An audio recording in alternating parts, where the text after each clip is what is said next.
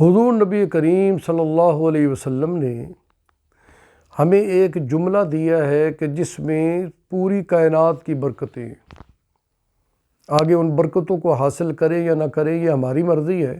پیارے آقا نے تو بتا کر ہم پر احسان کر دیا، پوری امت پر احسان کیا، ایک جملہ بتایا اور فرمایا کہ اس کی برکتیں کیا، اس برکتوں کے خزانے ہیں اس کے اندر، اور وہ ہے بسم اللہ الرحمن الرحیم۔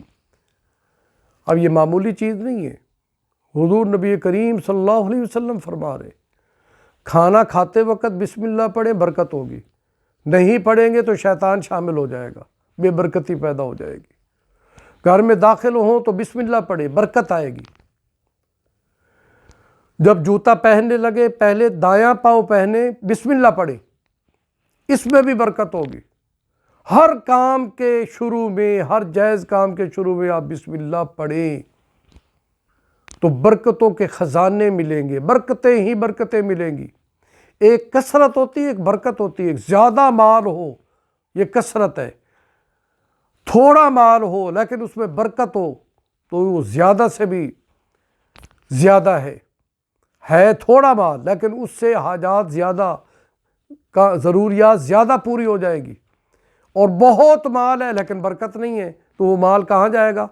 آپ کے بیماریوں کے علاج پہ لگے گا، آپ کے مقدموں میں لگے گا، ناجائز چیزوں میں لگے گا، ایسے ختم ہو جائے گا۔